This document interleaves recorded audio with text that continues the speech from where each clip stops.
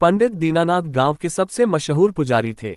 उनकी खासियत थी कि पूजा पाठ में जितने गंभीर रहते, खाने पीने के मामले में उतने ही चटोर। गांव में हर कोई जानता था कि पंडित जी को खाने से ज्यादा कुछ प्यारा नहीं।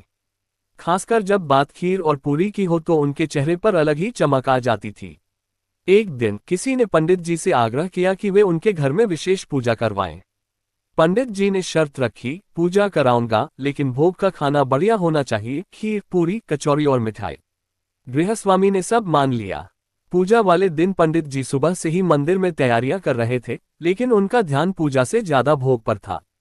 जैसे ही पूजा समाप्त हुई, पंडित जी ने पूरे भक्ति भाव से भगवान को भोग लगाने का नाटक शुरू कर दिया। उन्होंने थाल को भगवान की मूर्ति के सामने रखा और आंखें बंद करके गहरी प्रार्थना करने लगे। तभी अचानक मंदिर के कोने से एक बिल्ली चुपके चुपके आए और खीर सूंघने लगी। पंडित जी की आंखें बंद थीं, लेकिन उनका ध्यान मूर्ति से ज्यादा उस खीर पर था। उन्होंने बिना देखे चिल्लाया, अरे, कौन छेड़ रहा है भगवान का भोग? गांव के बच्चे जो पूजा देखने आए थे, ठहाका मारकर हंसने लगे। पंडित जी ने आंखें खोली तो देखा कि बिल्ली खीर में मुंह डाल चुकी है। गुस्से से तमतमाते हुए उन्होंने बिल्ली को भगाने के लिए पास पड़ी झाड़ू उठाए, पर बिल्ली भी शातिर निकली।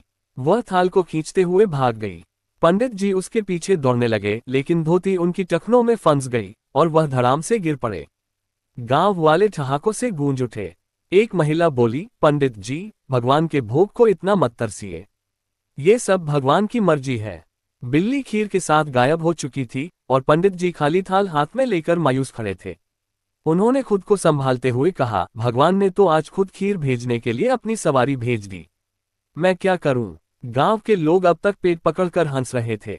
पंडित जी ने आखिरकार शर्म छुपाते हुए कहा, अच्छा, भोग तो भगवान ने ले लिया, अब बचे हुए पूरी कचौरी का भोग मैं ही लगा लेता हूं। ये कहकर उन्होंने बचे खुचे थाल को लेकर जल्दी जल्दी खाना शुरू कर दिया। उस दिन के बाद गांव के लोग जब भी पंडित जी को देखते कहते, पंडित जी, भोग का ख्याल रखना, कहीं भगवान की सवारी फिर से ना आ जाए।